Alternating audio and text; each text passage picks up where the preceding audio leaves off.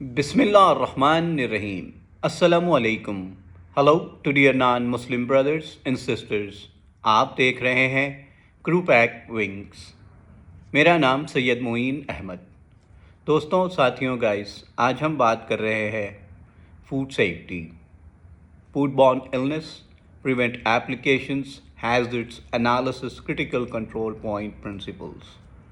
दोस्तों, साथियों, गाइस, अगर आप किसी रेस्टोरेंट या कैफ़े या किसी होटल या कोई फूड सर्विस इंडस्ट्री से रिलेटेड फैसिलिटी या एस्टैब्लिशमेंट में काम करते हैं या उसके आप मालिक हैं इस दुनिया के, वो फैसिलिटी एस्टैब्लिशमेंट चला रहे हैं और आप जानना चाहते हैं कि what are the critical control point principle, आपने सही वीडियो को हिट किया है। अभी आप हमारे चैनल को भी सब्सक्राइब कर लें ताकि ऐसी आने वाली restaurant industry, food service industry से रिलेटेड वीडियोस आपको फ़ायदा पहुंचा सकें और आप इस फ़ायदे को आगे अपने एम्प्लॉइयों तक पहुंचा सकें, जिससे एम्प्लॉइज़ के अंदर इफ़ेक्ट आएगा, उस इफ़ेक्ट से आपके बिज़नेस पे इफ़ेक्ट आएगा, because your employees is your ambassador. आए बात करते हैं food safety, foodborne illness, prevent applications, hazards, analysis, critical control point, principles। और वीडियोस आने वाली इंटरेस्टिंग होंगी, तो वीडियोस देखते रहें इंशाल्लाह। बिस्मिल्लाहिर्रहमानिर्रहीम। तो जैसे मैंने बताया, मेरा नाम सैयद मोइन अहमद और मैं फूड सर्विस इंडस्ट्री में ऑलमोस्ट 20+ ईयर्स से हूँ। और मैं स्टार्टेड किया था ये पॉट्स एंड पैन और scullery, dish washing, runner, DRO, dining room in order, server और बेवरेज और veg prep, salad bar, so you name it. Step by step हमने प्रोग्रेस की। Again crew leader, supervisor, manager, process review manager, उसके आगे कोई post नहीं थी तो मैंने जॉब छोड़ दी। अभी क्वालिटी एश्योरेंस का जॉब करता हूँ काफ़ी कंपनीज़ के लिए। उनके नाम लेना मुनासिब नहीं समझता, तो क्वालिटी एश्योरेंस आपने किसी अपने इवैल्यूएट करवाना है, अपनी फैसिलिटी एस्टैब्लिशमेंट या एम्प्लॉइज़ को ट्रेनिंग करवानी है, तो भी आप मुझसे कांटेक्ट कर सकते हैं। अगेन आए बात करते हैं पर्सन इंचार्ज और मैनेजर ऑन ड्यूटी, जो आपकी फैसिलिटी और इस्टेब्लिशमेंट में मौजूदा काम कर रहे हैं, उनकी फूड बॉर्न इलनेस या फूड सेफ्टी की नॉलेज के 85 क्वेश्चंस का टेस्ट लिया जाएगा। 79 आते हैं तो वो पास हो जाते हैं इंशाल्लाह। तो आए बात करते हैं ज़्यादा देर नहीं करते हुए knowledge of food borne illness disease, prevent applications, hazards, analysis, critical control point principles। Okay, दोस्तों, knowledge of foodborne disease, which is foodborne illness, prevent applications, hazards, analysis, critical control point principles की बात कर रहे हैं। जो दोस्तों कोई भी हार्ड फूड प्रिपेयर करते हैं या फिर हम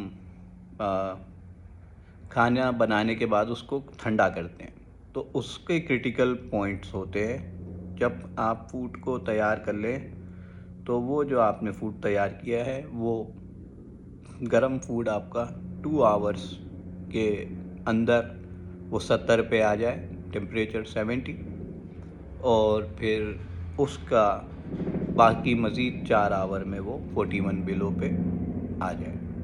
तो इसको बोलते हैं, ये क्रिटिकल कंट्रोल पॉइंट है। ये अगर 2 आवर में आपका वो जो हॉट फूड है 70 पे नहीं आया है तो आपने करेक्टिव एक्शन लेना है, फिर उसको रिकुक करके फिर उसको 70 पे ला सकते हैं। 70 पे लाने के लिए आप अपने शैलो पैन्स का यूज़ करें, पतीले बर्फ़, और उसमें फिर ये गर्म खाने के पतीले को उतारें, फिर वहाँ पे उसको स्टेयर करते रहें, ठहरे रहें, मिक्स अच्छा मिलाते हुए चले नहीं जाएं बर्फ़ में रख के, क्योंकि बर्फ़ खुद उसको ठंडा नहीं कर देगा, उसको मिक्सिंग की ज़रूरत पड़ती है। तो वो इस तरह 2 घंटे के अंदर 70 पे आ जाएगा। फिर आप उसको रेफ्रिजरेट या वॉक इन कूलर वगैरह में रखेंगे तो वो मज़ीद 4 आवर के अंदर 41 उसका टेम्परेचर और या फिर 40 या 38 बिलो पे आ जाएगा, जो करेक्ट उसका टेम्परेचर रहेगा। अगर ऐसा नहीं होता है तो वो डेंजर जोन में रहेगा या फिर वो फेंकने वाला हो जाएगा। तो आप डेंजर जोन के बारे में किसी दिन बात करते हैं, what are the danger zones and corrective actions. आज हम कंटिन्यू करते हैं food safety, food borne illness या फिर हैसप प्लान या बायोलॉजिकल कंटामिनेशन, फिज़िकल, केमिकल। आए दोस्तों, आपको मैं जैसे बताया कि खाना जो है गरम तैयार करते हैं पतीले से, जब चूल्हे से उतरा है तो वो 2 आवर में 70 पे आ जाए उसका टेम्परेचर, बिटवीन दोज 2 आवर्स। फिर उसके जो बाकी 4 आवर रहते हैं उसमें वो 41, सो टोटल 6 आवर है हीटिंग को कुक करने के बाद में प्रॉपर कूलिंग करने का मेथड मैं आपको बता रहा हूँ। तो ये मैंने जैसे बताया आपको कि describe the relationship between cooling proper after preparation. तो proper cooling after preparation, you know. So आपको इंस्पेक्टर हो सकता है पूछे ये सवाल, एक टेस्ट क्वेश्चन रहेगा कि भाई describe the relationship between cooling proper after preparation और प्रॉपर कूलिंग आफ्टर प्रिपरेशन। तो ये इम्पॉर्टेंट रहता है। और इंस्पेक्टर जब शो अप करते हैं ये फूड इंस्पेक्शन के लिए आपके फैसिलिटी और आपके इस्टेब्लिशमेंट पे, तो वो देखते हैं कि सिंक है आपका, हैंड वॉशिंग डेजिग्नेटेड सिंक है, आपका रेस्टोरेंट खुला है, वो 11 बजे भी खुला है, तो वो आए हैं 2 बजे, तो उन्होंने नलका खोल के देखा तो पानी ठंडा आ रहा है। तो इसका मतलब है कि किसी ने गर्म पानी से अपने हाथ नहीं धोए, क्योंकि ये मैंडेटरी होता है, ये लाजिम है कि आप जब अपने जॉब पे वापस हो रहे हो, जब आप अपनी ज़रूरत के लिए गए हैं या खाने के लिए गए हैं या किसी भी काम के लिए, आप जब वो परमिसेस को लीव करके बिहाइंड द काउंटर से आप आगे चले गए, कुछ करके आ रहे हैं, किसी चीज़ को टच किया, आगे पीछे हुए, डोर नॉब वगैरह, तो फिर आपका ये काम है और ये लाजिम है आप पे कि वो आप अपने हाथ को धो के फिर वापस जाएं। और करेक्ट हैंड वॉशिंग का भी आपको क्वेश्चन आएगा कि 15 to 20 सेकेंड्स या 2 से 3 बार हैप्पी बर्थडे सॉन्ग गाएं, ऐसे भी रहेगा। और 4-5 भी रहेंगे तो नन ऑफ दी अबाव भी रह सकता है, या एक करेक्ट आंसर है तो वो 15 to 20 सेकेंड्स आपने स्क्रब करना है, ऐसे ऐसे वो किसी दिन बात करेंगे। तो ये जब हैंड वॉशिंग सिंक में से पानी जो है ठंडा आ रहा है तो आपका इंस्पेक्टर जो है इवैल्यूएट जो कर रहे हैं वो समझेंगे यहाँ पे कोई हाथ धोता नहीं है, तो वो उसके लिए मार्क कर लेंगे। या फिर इंस्पेक्टर आते हैं तो देखते हैं कि कचरे के डब्बे हैंड वॉशिंग सिंक के सामने रखे हुए हैं, which is designated to wash hands only. तो जब वहाँ पे हैंड वॉशिंग सिंक के सामने ऐसे कचरे के डब्बे रखे हैं, फिर वो जब इंस्पेक्टर आ जाते हैं तो हमारे जो अंदर काम करते हैं किचन में, जिनको इतना मालूम नहीं होता, कोई नए होते हैं तो कोई पुराने, मेनली काफ़ी सारे जब आते हैं तो नए होते हैं और लोग चाहते नहीं हैं कि उनको फूड बॉर्न इलनेस या फूड हैंडलर या मैनेजर ऑन ड्यूटी या पर्सन इन चार्ज की नॉलेज दी जाए। तो उससे क्या होता है कि ये चीज़ें पेश आती हैं जब कचरे का डब्बा या कुछ सिंक के सामने रहता है पानी के डेजिग्नेटेड हाथ धोने वाले। तो जब इंस्पेक्टर आते हैं कि वो पानी चेक करना है भाई ज़रा, तो वो फिर अपनी कोनियों से वो लोग कचरे के डब्बे हटाने लगते हैं, ढकलने लगते हैं, तो वो फिर वो भी लिख लेता है कि भाई ये कचरे का डब्बा भी था, इसने कोनी भी मार दी उस पर। तो बहुत सारी चीज़ें इसमें होती है। और फिर इसके अंदर बहुत सारे इश्यूज़ रहते हैं, बॉयल वाटर एडवाइज़री और बॉयल वाटर इमरजेंसी वगैरह की भी आपसे बात करूँगा, वो कैसे होता है, वो क्यों रहता है। आने वाले वक्तों में वीडियोज़ इंटरेस्टिंग होंगी, देखते रहें।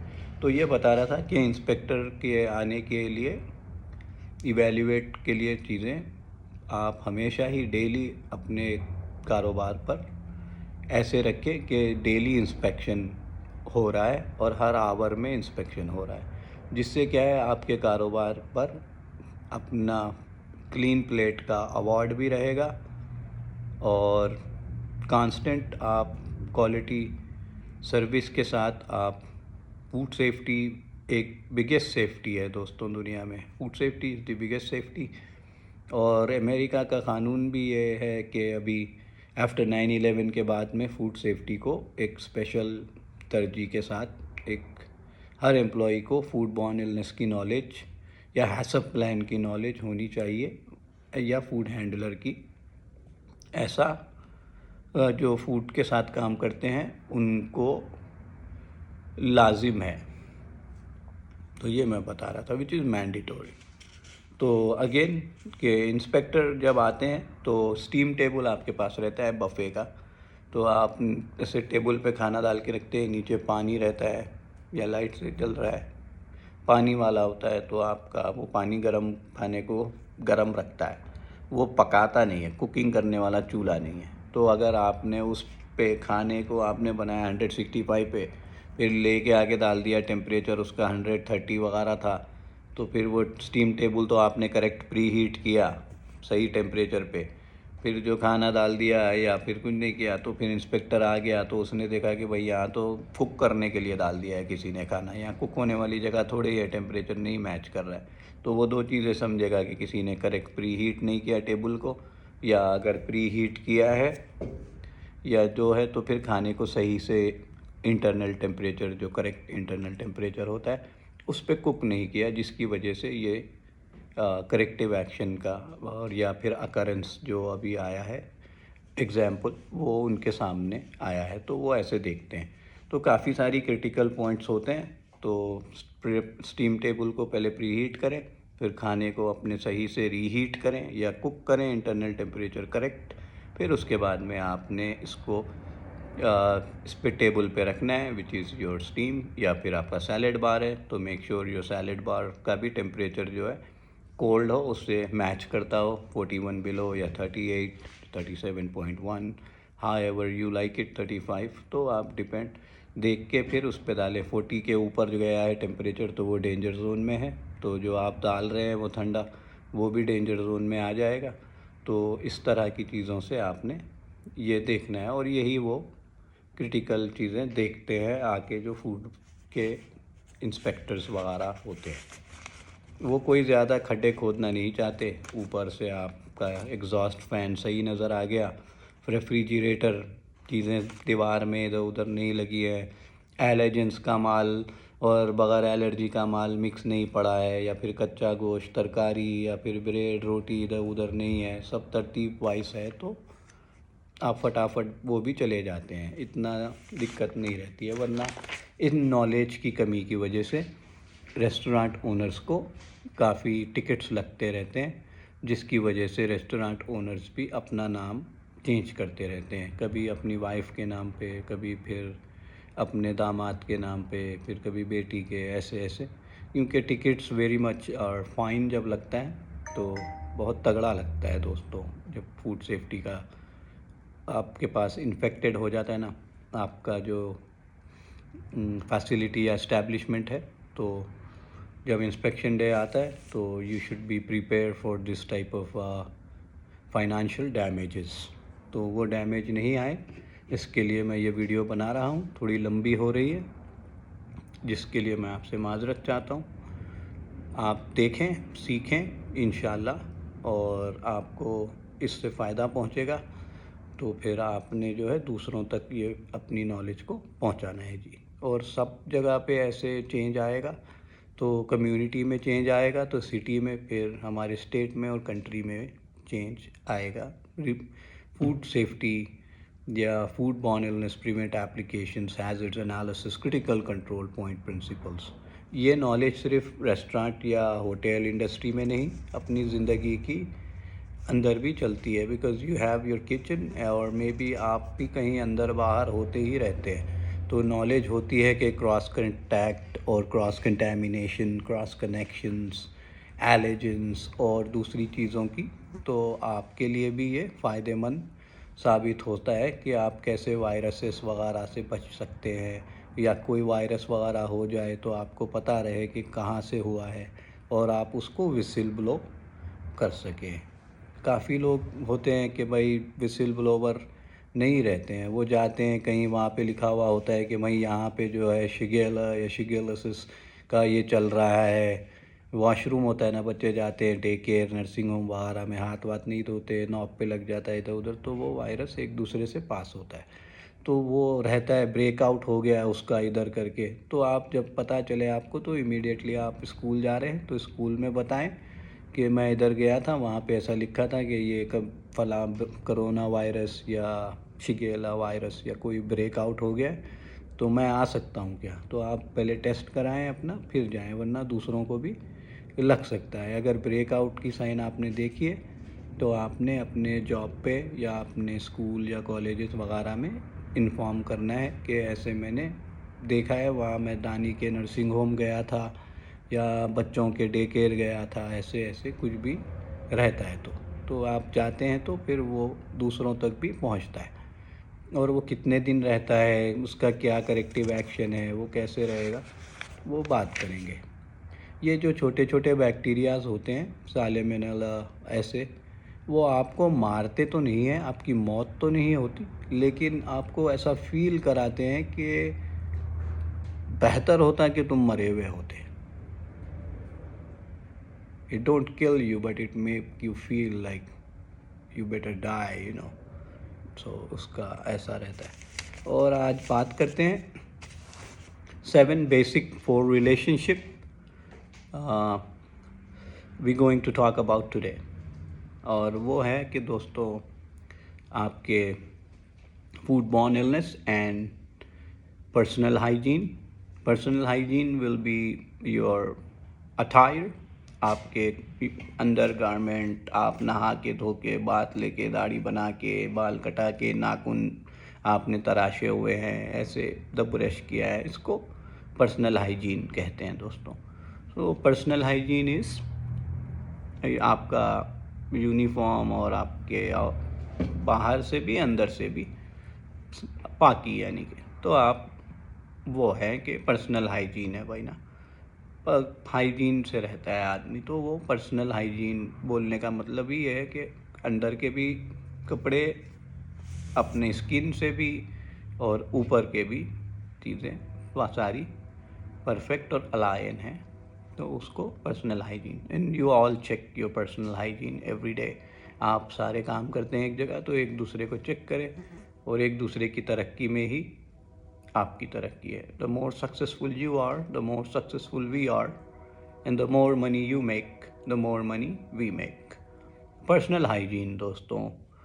फिर पर्सनल हाइजीन क्या है दोस्तों, जैसे मैंने बताया, then food borne illness and management of cross contamination including hand contact, hand washing and establishment condition. जैसे मैंने बताया, फूड बॉर्न इलनेस जो है management of cross contamination, management में जो है क्रॉस कंटेमिनेशन हो गया किसी चीज़ का, जैसे कि क्रॉस आपने समझे कि आप अभी पोछा लगा रहे हैं तो उसका लिक्विड डाल दिया, फिनाइल या फिर पाइंट्स ऑयल या फैबुलस हो जो भी है, पानी में डाल दिया, और पानी में डालने के बाद में ऐसा शेल्फ़ उधर बराबर में पड़ा हुआ है, आपने देखा शेल्फ़ रखा है और नीचे चावल के थैले रखे हैं, फिर ऊपर शक्कर के थैले रखे हैं, उसके ऊपर कुछ ब्रेडें वगैरह रखी हैं, उसके ऊपर का शेल्फ़ खाली है। आपने टॉप शेल्फ़ पे ये डब्बा रख दिया, अब वो डब्बे में जो है वो शेल्फ़ में से कील निकली थी या कुछ था, वो पक्का कर गया, उसको सुराख हो गया, तो अब वो टिप टिप बरसा पानी वो नीचे आया चावल तक, तो वो केमिकल ने अपना रास्ता बना के चावल के थैले में घुस गया।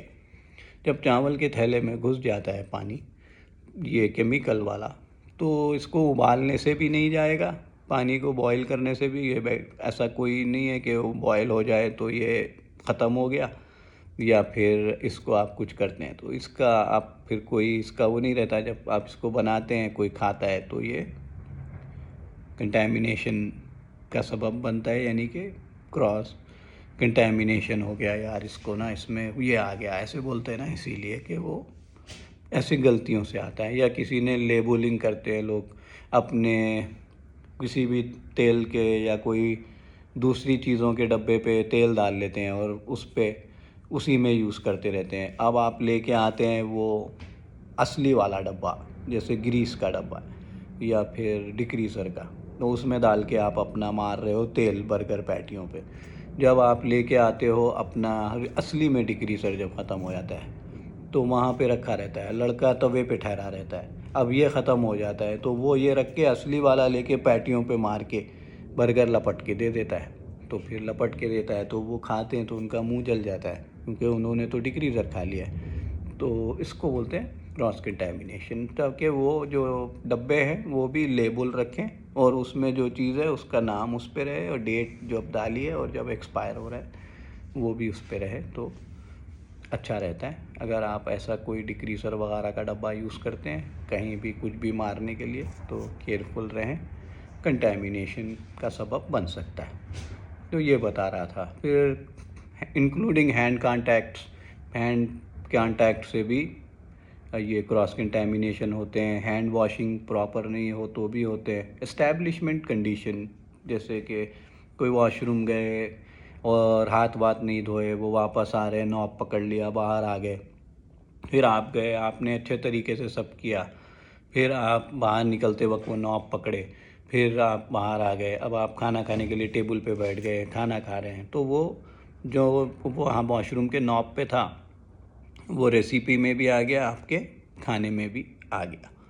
तो इसको भी क्रॉस कंटेमिनेशन कहते हैं। अगर आप ऐसे वॉशरूम से निकल रहे हैं तो आप वहाँ से पेपर लें और उस पेपर से अपने हाथ को सुखाएं, फिर नलके को उसी पेपर से बंद करें, फिर उसी पेपर से वो नॉब को पकड़ें, खोलें, फिर बाहर आएँ, वो पेपर को फेंकें, फिर इंशाल्लाह आप अपना जो कर रहे हैं वो करें, ताकि इस तरह आपकी रेसिपी में भी आपके खाने में भी ये शामिल नहीं होगा। तो यही है क्रॉस कंटेमिनेशन। अगेन आप अब बात करते हैं दोस्तों food borne illness and time and temperature potentially hazard food. जैसे कि पोटेंशियली हैज़र्ड फूड 0.25 पानी रहता है ना, मॉइस्ट, टमाटे भी पोटेंशियली हैज़र्ड है, वाटरमेलन, कच्चा गोश्त, ये सब जिसमें भी लो एसिडिक और मॉइस्चर हो, वो चीज़ जो है ना दोस्तों, ये पोटेंशियली यानी कि उसका पोटेंशियल है उसमें, कि उसमें यह खूबी है कि वो ये हैज़र्ड्स की तरफ जा सकता है, विच इज़ उसमें कुछ भी हो सकता है, वो हैज़र्ड का सबब बन सकता है। हैज़र्ड्स यानी कि भाई कोई बैक्टीरिया आ गया किसी में और वो एक हैज़र्ड है, और कोई आपके खाने में किसी की आँखों का ये आ गया या नेल आ गया या फिंगरलिंग आ गई, वो भी एक हैज़र्ड है।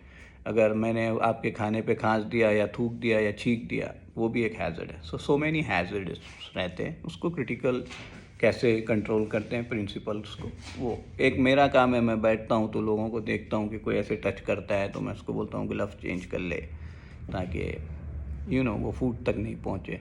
और हाथ धोना है पहले, ग्लव्स चेंज करने से पहले। एक ग्लव्स कभी भी चेंज नहीं कर सकते दूसरे को गंदा किए बगैर, तो दोनों ग्लव्स चेंज करने हैं। आप देखते हो एक ही हाथ का ग्लव्स पहन के काफ़ी लोग लगे पड़े रहते हैं। तो अंडरस्टैंड करें फूड सेफ्टी और knowledge of food borne illness, disease prevent applications, hazards analysis, critical control point principles को, ताकि आप अपनी फैसिलिटी, अपना एस्टैब्लिशमेंट को अच्छे से चला सकें। ये वीडियो हो सकता है काफ़ी लंबी हो, ये क्लासें 4-5 घंटे की होती हैं, मैंने अभी कुछ बताया ही नहीं है आपको, तो इसको पार्ट 1 लेके चलते हैं इंशाल्लाह। जहाँ भी रुकेंगे तो उसको फिर से कंटिन्यू करेंगे। तो मैंने बताया कि आपको बेसिकली 4 रिलेशनशिप होते हैं, और आज हम बात कर रहे हैं उन 4 रिलेशनशिप के बारे में। हमने बात की food borne illness and personal hygiene, हमने बात की food borne illness and management of cross contamination including hand contact, hand washing, establishment condition, food borne illness, time and temperature, potentially hazard food. Time and temperature, time जैसे मैंने बताया वो 6 our होते हैं total. Hot food को ठंडा 41 below आने के लिए पहले 2 आवर में 70 पे आ जाए, और दूसरे 4 आवर जो रहते हैं उसमें 41 बिलो पे, total 6 hours you have it. और ठंडा जो है उसका आपका जो है वो 41 बिलो हो जाए। तो ये बता रहा था। अगेन अगर आप उसको सेफ़ नहीं करना चाह रहे हैं रेफ्रिजरेटर में, तो उसके 4 घंटे होते हैं। वो जो गर्म फूड आपने बनाया है, वो सैंडविच वगैरह कुछ भी बेचना चाहते हैं, बर्गर, तो कहीं शेड में रख ले, ठंडी, जहाँ 70 वगैरह टेम्परेचर रहे, और वहाँ से सेल कर सकते हैं। हर 4 घंटे पे आप इसको बदल सकते हैं। इसी तरह चावल भी आप ऐसे फ्रिज में रख के नहीं देना चाहते, तो छोटा छोटा बैच बनाएं, हर 4-4 घंटे में बेचें, ख़त्म करें, फिर नया बनाएं। तो इसमें क्या है, ये वो हो गया टेम्परेचर जो मैंने बताया 41 बिलो, और ये हो गया टाइम जो मैंने बताया आपको 4 घंटे, जिसके गर्म को आप संभाल सकते हैं, और कोल्ड ये जो है 4 घंटे तक आप इसको आराम से, आप 4 घंटे पास हो जाते हैं तो वो डेंजर जोन में चला जाएगा, क्योंकि आपने उसको टाइम और टेम्परेचर को नहीं रखा है। आप उसका टेम्परेचर रूम टेम्परेचर में रहेगा तो वो ऑटोमेटिकली उसकी लाइफ 4 आवर रहती है दोस्तों। अगेन या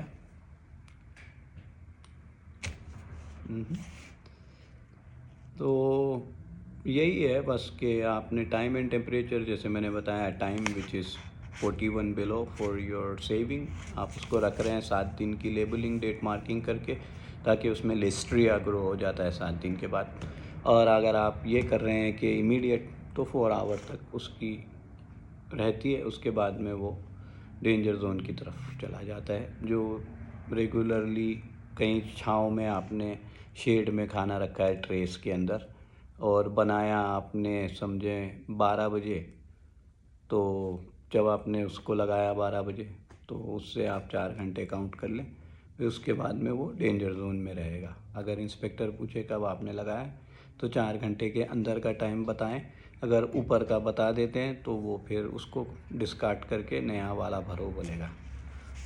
तो यही है अगेन के food borne illness in proper equipment. Proper equipment में जैसे मैंने बताया कि इक्विपमेंट यूटेंसिल जो होते हैं, पहले रिंस, फिर आप कर रहे हैं वॉश, रिंस, सैनिटाइज। तो जब आप वॉश करने से पहले वो किसी चीज़ों को अच्छा सोख करके वॉश करना होता है, फिर रिंस, फिर सैनिटाइज। तो फिर आप जब रिंस कर रहे हो सही नहीं कर रहे हो, सैनिटाइज़ कर रहे हो तो सही, बहुत सही कर रहे हो, आपने ज़्यादा डाल दिया है सैनिटाइज़र, तो वो फिर उसके अंदर आ जाएगा उसका, तो फिर वो एक्स्ट्रा कंसंट्रेशन के साथ उसका इक्विपमेंट में आ जाएगा, तो वो आपको इक्विपमेंट का भी फूड बॉर्न इलनेस हो सकता है। वॉशिंग नहीं हो या फिर एक्स्ट्रा कंसंट्रेशन हो जाए, कुछ भी हो जाए। तो you got to make sure you have enough space to air dry. Air dry dishes करने के लिए इनफ स्पेस होनी चाहिए, कि ऊपर एक गीले बर्तन नहीं होने चाहिए। ऐसे आप देखें। और अगर ठंडा कर रहे हैं वो गर्म खाने को, जैसे मैंने बताया, तो शैलो पैन्स रखें प्रॉपर कूलिंग वाले, ताकि उसमें आप बर्फ़ वगैरह भी डाल सकें, या फिर थोड़ा डालें तो शैलो रहे, जल्दी से ठंडा हो जाए, ताकि 2 आवर में 70 पे और 4 में बाकी के 41 below, total 6 hour for your hot food. This are the test question guys, everything I am saying again. आप ये देखें कि what is food borne illness. Diarrhoea, stomach ache, nausea, internal आपके इनलिट्रीशिया, फीवर, ये वो वॉमिटिंग वगैरह बताएंगे। और लिस्ट्रिया जो है वो प्रेग्नेंट वुमेंस में भी can pass to unborn children, क्योंकि वो लीवर क्रॉनिक का भी सबब बन सकता है, और हाईली सब्सटेक्टिबल पीपल को बहुत जल्दी से ये हो जाता है। वो लिस्ट्रिया जैसे लेबलिंग करते हैं, 1 तारीख को खाना बनाया, 7 को आउट, वो टाइम वगैरह अगर वो में सही मैनेज नहीं होता है, तो जो लोग ये डेंजर जोन में रहते हैं, जो बीमार से भी बीमार हैं और मज़ीद बीमार हैं, वो मर सकते हैं। क्योंकि ये फूड आपके इम्यून सिस्टम के लिए तो ठीक होगा, बट जो बीमार है या मज़ीद बीमार है उनके लिए तकलीफ़ देह साबित होगा। Because of those listeria grow हो जाएगा, तो फिर वो bacterias are not very good for people जो हाईली सब्सटेक्टिबल हैं, जैसे नर्सिंग होम में है, या फिर डे केयर में स्कूल के बच्चे हैं, या फिर कोई पेशेंट है। ऐसे लोगों से ये जल्दी, और अनबॉर्न जो चिल्ड्रन है प्रेग्नेंट मदर्स के साथ, उनमें भी आ जाता है लिस्ट्रिया का जो बैक्टीरियाज है। और इम्पॉर्टेंट बैक्टीरिया लेवल्स, आपको जो है हर कस्टमर को ऐसे ट्रीट करें जैसे कि वो डेंजर जोन में है या बीमार है या बीमार से बीमार है या मज़ीद बीमार है। इस तरह की सेफ्टी और सिक्योरिटी फूड के साथ होनी चाहिए। Important bacteria levels, bacteria levels do vary on all foods. All foods have bacteria. Right, it comes from earth, soil, maybe hanging on a tree or part of animal body. तो कुछ भी हो सकता है कि किसी एनिमल के body से भी हो सकता है, फ्रूट जो ट्री पे लगा हुआ हो या कोई प्लांट या कोई सॉइल से आ रहा हो, ज़मीन से निकल के अगर आपने उसको केमिकल वगैरह दिया है तो वो उसमें रहेगा। या आपका ट्रैक्टर है, आप चला रहे हैं और उसका गैस का लीक है और वो गैस लीक होके अपने तरकारी में या आलू में आ गया है, तो फिर आपका वो आ जाएगा ना उसमें। तो इसके लिए ये भी होता है। और बैक्टीरियाज तो सब पे ही रहते हैं, बैक्टीरियाज डू वेरी। तो उसके लिए आपने प्रॉपर इंटरनल टेम्परेचर से कुकिंग करना और ये धोना, उसको वॉशिंग वगैरह बहुत ज़रूरी रहती है। तो इन चीज़ें, अगर आपका ट्रैक्टर वगैरह फील्ड पे ख़राब हो जाता है तो वो बहुत दूर ले जाके उसको रिपेयर करते हैं ताकि वो उधर वहीं का वहीं करें, तो फिर वहीं अपने खेत में ही आ जाएगा उसका सब जो निकला है केमिकल वगैरह। तो इसीलिए ये बैक्टीरिया तो हमेशा होते ही हैं और वो ज़मीन में से भी आ सकते हैं या किसी दरख्त पे लटकते हुए फ्रूट से आ सकते हैं या कोई एनिमल के ऊपर से भी आ सकते हैं। तो ये बोल रहा था। और some bacteria produce toxins, so वो जैसे पॉइजन। तो that's why it's important to cook right temperature, cooling, reheating. जैसे मैंने बताया कि कूलिंग वही 2 and 4, तो 41 बिलो टोटल 6, पहले 2 में 70, फिर बाकी के 4 में 41 बिलो। और रीहीटिंग हमेशा 165 पे ही होनी चाहिए। कुछ ऐसी चीज़ें हैं जो क्रिटिकल लजानिया वगैरह पहली बार ख़रीदते हैं तो 135 पे बनाएं। जब आप उसको फ्रीज में रख के खाते हैं दोबारा तो फिर आप उसको 165 पे ही रीहीट करेंगे। बेकिंग आप कर सकते हैं वो पहली बार, तो वो एक वेरी डिफरेंट स्टोरी है, वो कभी बताएंगे आपसे। अभी जो है ये कि आपका कूलिंग एंड रीहीटिंग जैसे मैंने बताया।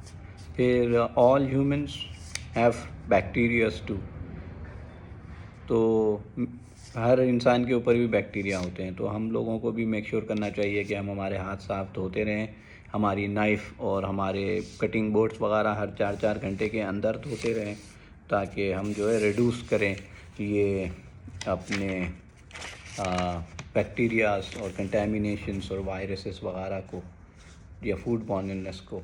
और कूलिंग, हीटिंग वगैरह का भी हम ख़ास ख्याल रखें हैं। जैसे मैंने बताया 3 compartment sink which is very important. Again E coli या ई कोलाई बीफ में होता है और ई कोली जो है वाशरूम में भी होते हैं, ये बैक्टीरियाज होते हैं। ऑल चिकन के अंदर सैल्मोनेला डिज़ीज़ होती है, चिकन में, एग में भी। तो इसको भी अच्छे से प्रॉपर कुक और प्रॉपर चीज़ों को पकाना फिर खाना ये बड़ा ज़रूरी होता है, वरना ये Salmonella is very much danger. जैसे मैंने बताया कि मौत तो नहीं आती लेकिन मौत आ जाए ऐसे फील कराती है। फ़िश और ऐसी चीज़ों के अंदर पेस्टिसाइड्स होते हैं। दैट्स वाई इसको इम्पॉर्टेंट है कि आप जो है इसको फ्रोज़न करें, फिर उसके बाद में आप इसको तामीर बनाएं या खाएं। क्योंकि आप जब इसको फ्रोज़न करते हैं तो आप यू आर मेकिंग श्योर कि डोरमेंस जो छोटे छोटे अंडे रहते हैं जो दिखाई नहीं देते, या फिर एग्स रहते हैं, या फिर पेस्टिसाइड्स रहते हैं, उनको किल करते हैं। ये किलिंग स्टेप है। Freezing is a killing step. Fish have pesticides, that's why it's important to freeze before it's served. Make sure you kill dormants or egg. Pesticides killing by freezing is kill step. Plant can also have chemical contamination on them. Plant और bacteria from soil earth से ही आते हैं, जैसे मैंने बताया। तो plant get bacteria from water which is aquifer. गंदा पानी रहेगा आपका अंदर ज़मीन में तो वो बैक्टीरिया वो प्लांट पे आ जाएगा। So before you use treat water वो यूज़ करें जो मस्त वाला है, अच्छा वाला है। फ्यूलिंग वगैरह का जैसे मैंने बताया, ऑयल लीक हो जाए, गैस लीक हो जाए तो आप जो है उसका ख्याल करें अपने फील्ड पे। और ये कि फ़िज़िकल कंटेमिनेशन और employ contamination. Physical contamination which is हमारा इंसानी कंटेमिनेशन। इधर मैंने पेन रखा, थर्मामीटर गिर गया, या मेरी फिंगर रिंग गिर गई, ब्रेसलेट, या कान की बाली, या होठों की बाली, ज़बान की, या कोई भी तो वो उसको फ़िज़िकल कहते हैं, फ़िज़िकल कंटेमिनेशन। और एम्प्लॉय, और ये वेरी फर्स्ट जॉब है to inspect that food supply, make sure हर चीज़ शेप में है, कोई डब्बा टूटा हुआ फुटा हुआ नहीं है, लीक नहीं हो रहा है। इंक्लूडिंग डिलीवरी जब आती है तो रिजेक्ट कब करना है, लेना कब है। Don't accept anything doesn't look perfect, delivery को रिजेक्ट कर सकते हो आप। अगर अंडे हैं या शेल फिश वगैरह है, उसका टेम्परेचर बाहर से 45 आ रहा है तो अंदर से 41 बिलो ही रहेगा, एक्सेप्ट कर सकते हैं। बॉयल वाटर एडवाइज़री 2 टेस्ट रहते हैं। अनटिल देन आपका फैसिलिटी में आप जो है आप बॉयल वाटर एडवाइज़री में आप कॉफ़ी की लाइनें और ये सारी चीज़ें आप जो है बंद रखते हैं। वॉशरूम कुल्ली करना, वज़ू बनाना, नहाना धोना, ये सारी चीज़ें चलती रहती हैं, हैंड वॉशिंग वगैरह। और बॉयल वाटर इमरजेंसी में ये सारी चीज़ें बंद हो जाती हैं, कॉफ़ी से लेके खाना पीना, नहाना, मुंह कुल्ली करना, ये सब कुछ बंद। क्योंकि कहीं काम चल रहा होगा, खड्डा खुदा है और वहाँ पाइप था, उस पर चोट लगी और कहीं से केमिकल का ट्रक वगैरह गुजर रहा था, गिर गया, उसमें केमिकल पहुंच गया, कुछ भी हो गया, तो उसको बॉयल वाटर एडवाइज़री कहते हैं। उस पर बिज़नेस पूरा कंप्लीट बंद रहता है। अगर आप खुला रखना चाहते हैं, हैव अ स्मार्ट मैनेजर, वो मैनेजर पानी के गैलन या डब्बे वगैरह पहले से ही लाए रखे, और फिर जो सिटी का है वो स्टिकर के बंद कर दो, उनको बताएं कि भाई हम तो पानी हमारे दोस्त के यहाँ से या वालमार्ट से कहीं से ला के कुक कर रहे हैं, पका रहे हैं, चला रहे हैं, दुकान बंद नहीं कर रहे हैं, तो आपका बिज़नेस चलता रहेगा। वरना कई लोग हैं जो बॉयल वाटर एडवाइज़री हो गई या इमरजेंसी हो गई करके दरवाजे के बाहर सिगरेटें उड़ाते रहते हैं और फिर अंधेरा होते ही बंद करके चले जाते हैं, क्योंकि बॉयल वाटर इमरजेंसी आ गई। बॉयल वाटर इमरजेंसी आने से keep your own water and let them know you have your own purified water that you are using for temporary until the boil water advisory के testing done नहीं हो जाए। Sanitising और heating control है उसका, एक 180 पे रहता है डिश वॉशिंग हमेशा। तो ये बहुत सारी चीज़ें हैं इसके अंदर ना। और जैसे मैंने बताया आपको कि जब बॉयल वाटर इमरजेंसी हो जाए तो कंप्लीट शटडाउन नहीं करना है, तो ब्रिंग योर ओन वाटर। और बॉयल वाटर एडवाइज़री है तो कॉफ़ी की लाइनें ये सब बंद हो जाएंगी, वॉशरूम वगैरह चल सकता है।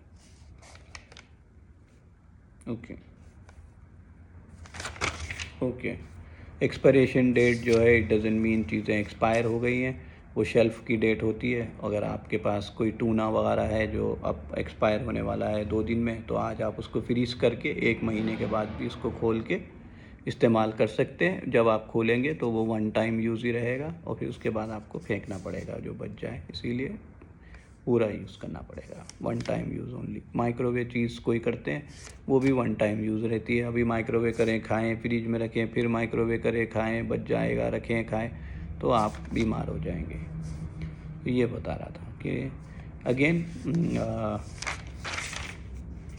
वेजिटेबल्स का जो है आपका जो है टेम्परेचर, मैंने अंडे वगैरह का, शेल फिश का जैसे बताया 45 बाहर से हो सकता है, अंदर से 41 रहता है। तो bacteria need time and temperature to grow.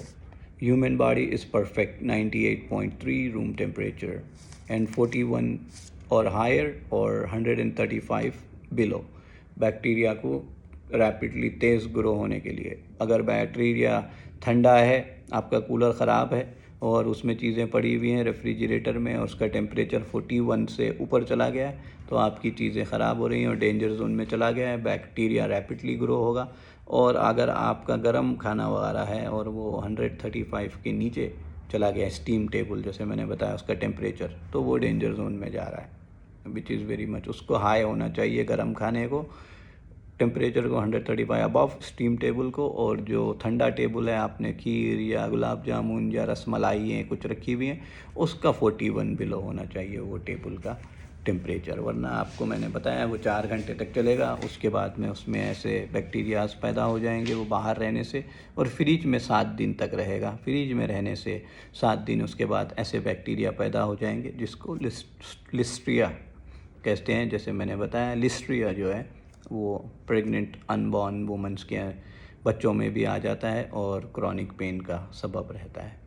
तो ये इन चीज़ों का ख़ास ख्याल रखना होता है। Labelling, date marking, time, temperature, proper cooking, cooling and reheating is very important. Again दोस्तों, any food which have moist and protein and low acidic bacteria growth fast, जैसे मैंने बताया potentially hazard food, meat, slice fruit, melon, tomatoes.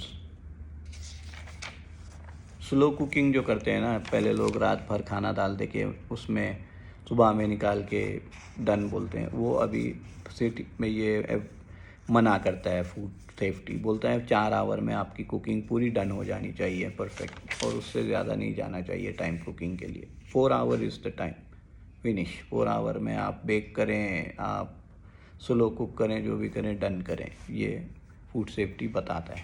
काफ़ी लोग अभी भी 12-12 घंटे 10-10 घंटे के लिए उसको स्लो कुक करते हैं 200 पे या 180 टेम्परेचर पे, तो ये उनकी मर्ज़ी है। अगेन 3 टाइप्स रहते हैं, जैसे मैंने बताया contamination, chemical contamination, physical contamination, biological contamination. आए बात करते हैं chemical contamination. Chemical contamination easily describe as some harmful stuff. हम जो स्टफ़ है ना आपका जो हार्मफुल है, वो जो है ना केमिकल रास्ता बना के आपका एक्सेस कर लिया और वहाँ पे चला गया चावल के थैले में, जैसे मैंने आपको बताया, तो वो जो है आपका बन गया कंटेमिनेशन। या बर्तन में एक्सेस कंसंट्रेशन डाल दिया ये वो, तो वो भी कंटेमिनेशन। या फिर इम्प्रॉपर स्टोरिंग, आपके बर्तन धोने के बाद में एक के ऊपर एक डाल दिए, ये ड्राई नहीं हो रहे हैं सही से, तो वो भी कंटेमिनेशन का सबब रहते हैं, which is chemical contamination. Physical contamination, physical contamination दोस्तों ये है कि आपका physical contamination apply to object make the way into food during preparation time। Example, आपका बाल, आपका जो मसनवी जाली नाखून है, या ये आँखों का पल्क आपका, या फिर कोई मेटल शेविंग वगैरह, या फिर कोई पर्सनल आपका आइटम है जो उसमें खाने में रास्ता बना के चला गया, इसीलिए मेटल डिटेक्टर से उसको रन करते हैं। जब आप खाना फाइनल करते हैं तो क्वालिटी एश्योर में मेटल डिटेक्टर से हर आवर पे रन होता है, चेक होता है, वो रहता है।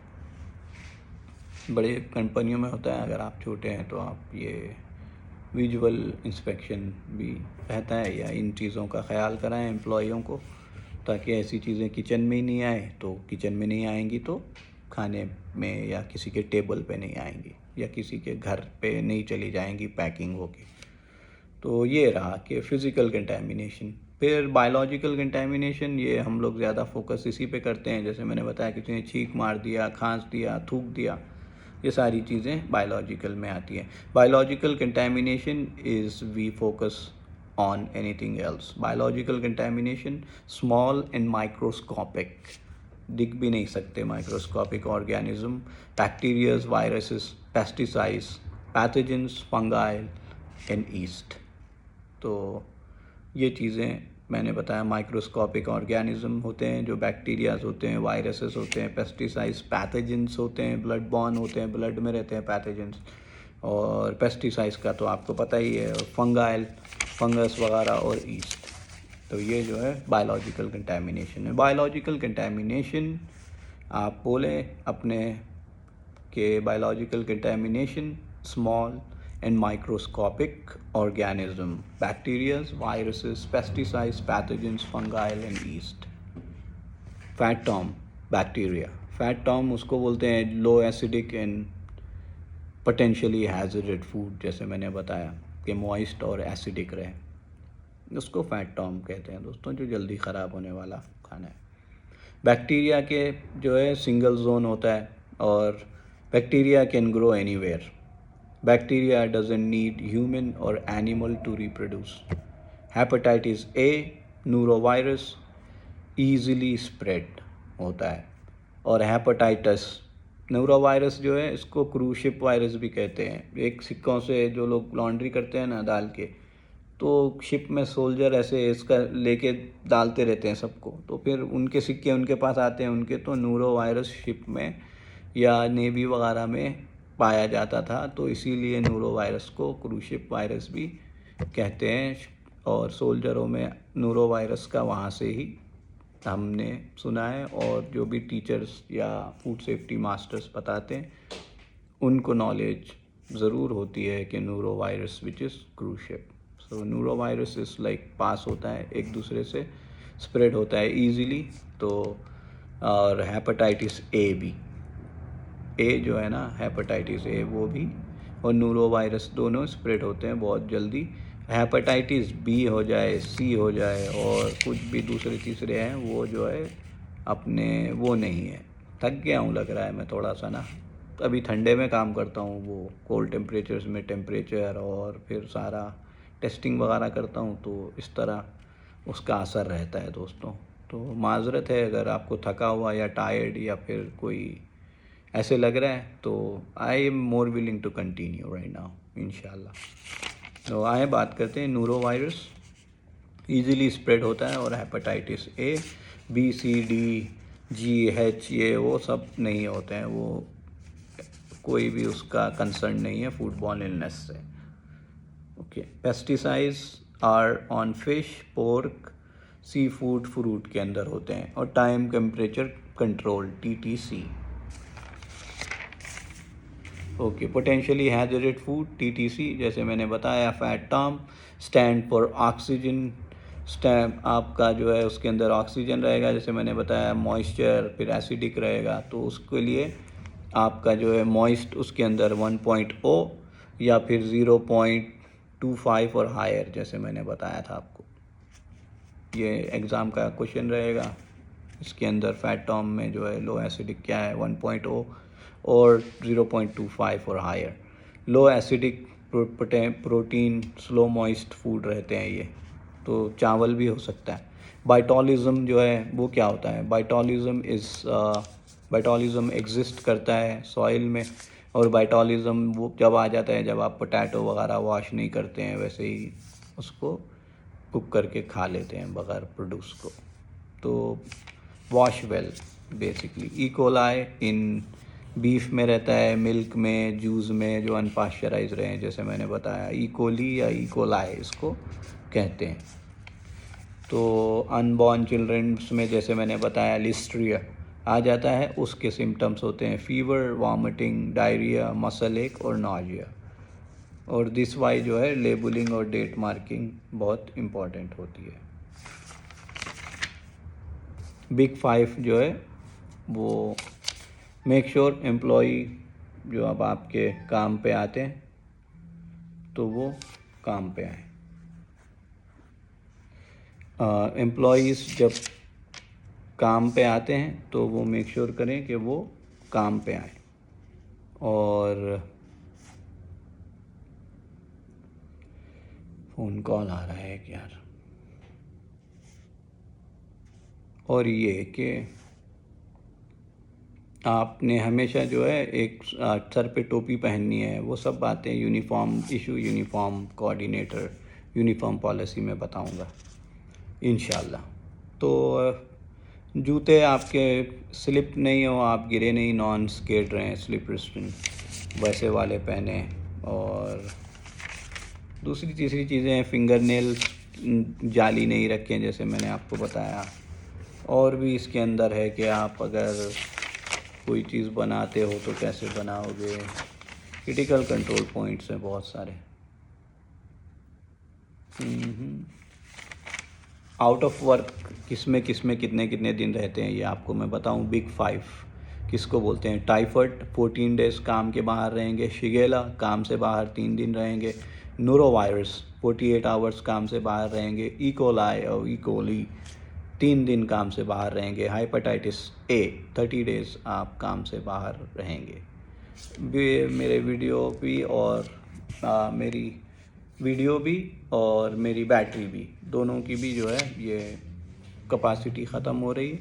तो फिर इंशाल्लाह यहाँ से कंटिन्यू करते हैं, या फिर आपके लिए ये वीडियो 4-5 आवर की रहेगी तो 1-1 आवर का ही लेके चलते हैं। तो जैसे मैंने बताया फॉर दिस वीक आप सब जो है ये ग्लव्स पहनना, और जब खाना रेडी हो जाए तो उसको ग्लव्स पहन के टच करना है, ये प्रैक्टिस करें। अपने रेसिपीज़ में भी डाल लें टाइम, टेम्परेचर को, और ये प्रॉपर हीटिंग को या फिर रीहीटिंग को या फिर कुकिंग को, प्रॉपर उसका इंटरनल टेम्परेचर को, फिर 165 और अबव, या फिर रीहीटिंग को 165 और अबव, कूलिंग को जो 2 आवर में 70 पे आ जाए और बाकी के 4 आवर में 41 बिलो पे आ जाए। या फिर जो है आप टाइम यूज़ कर रहे हैं तो हॉट है तो 4 घंटे यूज़ करें, बाकी उसके बाद आप उसको बचाएं नहीं, फेंक दें स्मॉल बैचेस में, ताकि आपका जो है ये वॉक इन फ्रिज, रेफ्रिजरेटर वगैरह भरा नहीं रहे। तो ये चीज़ें आप कोशिश करें अपने कारोबार में करने की। फिर इंशाल्लाह मैं नेक्स्ट वीडियो में आपके साथ हाज़िर हो जाऊंगा। तो जब हम बात करते हैं, देखते हैं कि आपने कहाँ तक अपने क्रॉस कंटैमिनेशंस और फूडबॉर्न इलनेस, या फिर आपका बायोलॉजिकल कंटैमिनेशन, फिज़िकल कंटैमिनेशन, या फिर केमिकल कंटैमिनेशन की आपको नॉलेज मिल गई होगी। तो उस चीज़ों का ख़याल करें, और जब भी आप रिटर्न हो रहे हैं वर्क पे तो ग्लव्स वगैरह को चेंज करें, और make sure treat someone like you want to get treated. Have a lovely day. Thank you for watching.